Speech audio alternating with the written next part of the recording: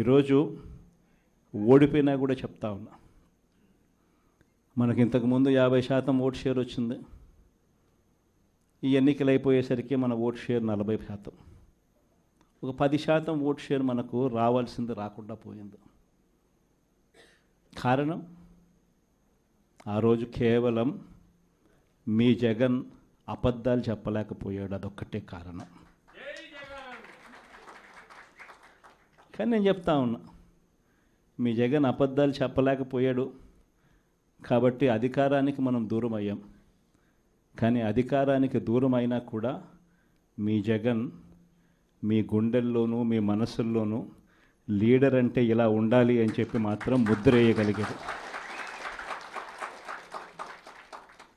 కారణం ఏమిటంటే రాజకీయాల్లో ఉన్నప్పుడు విలువలు ఉండాలి. రాజకీయాల్లో ఉన్నప్పుడు విశ్వసనీయత అన్న పదానికి అర్థం తెలియాలి.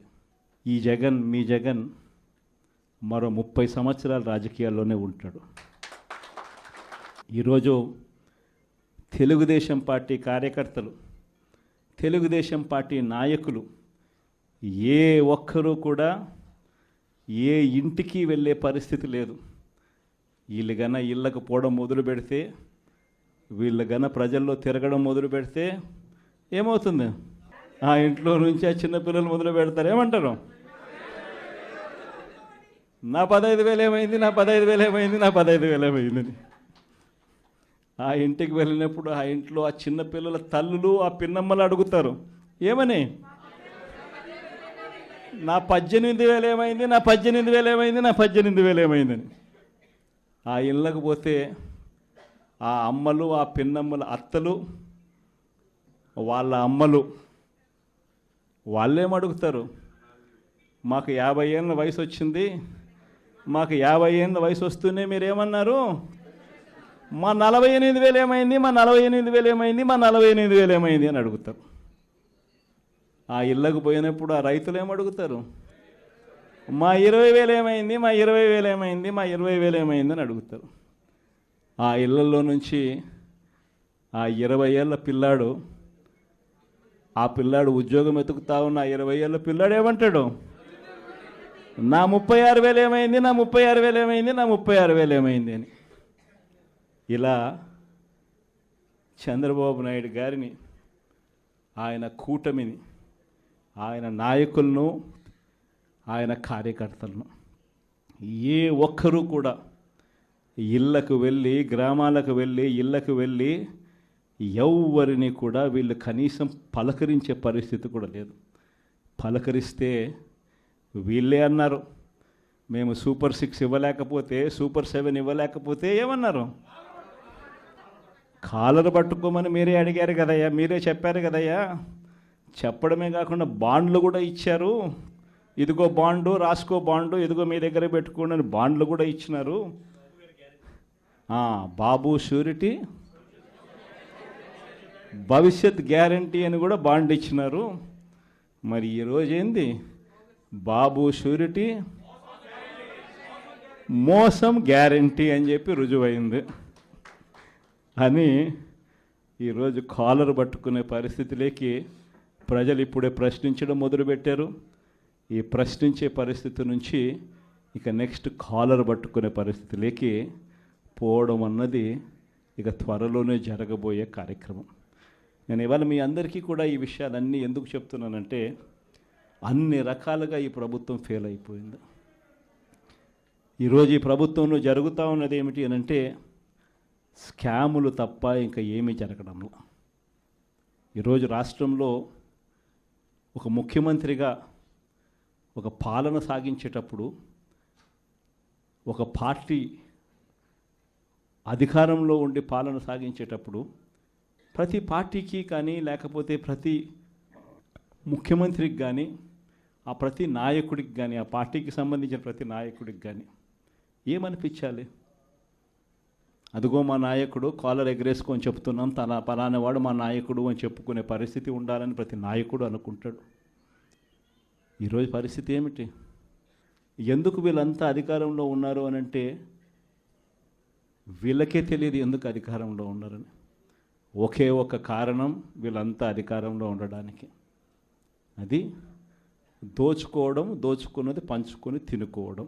ఇది తప్ప ఇంకేమైనా కనిపిస్తూ ఉందా?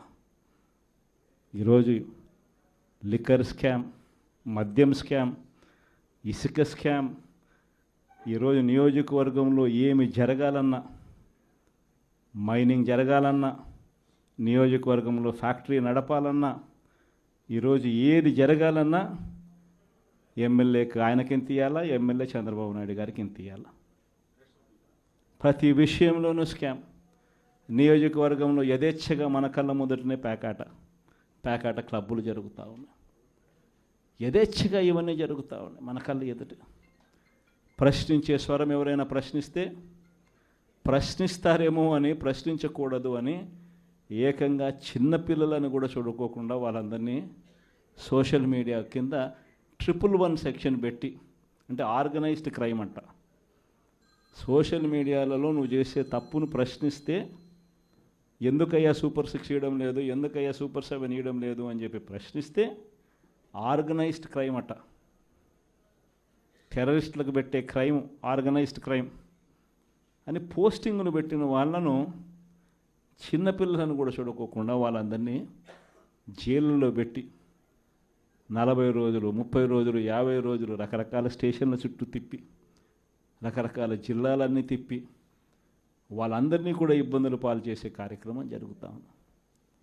కానీ ఒకటి చంద్రబాబు నాయుడు మర్చిపోతూ ఉన్నాడు. ఎప్పుడైనా కూడా మంచి పేరు తెచ్చుకొని ప్రజల్లో పాలన సాగిస్తే ప్రజలు మళ్ళీ ఎన్నుకుంటారు. కానీ ఈ మాదిరిగా పదవిని దుర్వినియోగం చేసి ఈ మాదిరిగా చేయడం మొదలు పెడితే ఇదే చంద్రబాబు నాయుడు గారికి వైఎస్ఆర్ కాంగ్రెస్ పార్టీకి చెందిన ప్రతి కార్యకర్త తరపున చెప్తా ఉన్నా, నెక్స్ట్ వచ్చేది వైఎస్ఆర్సీపీ 2, జగన్ 2 పాలన వస్తుంది.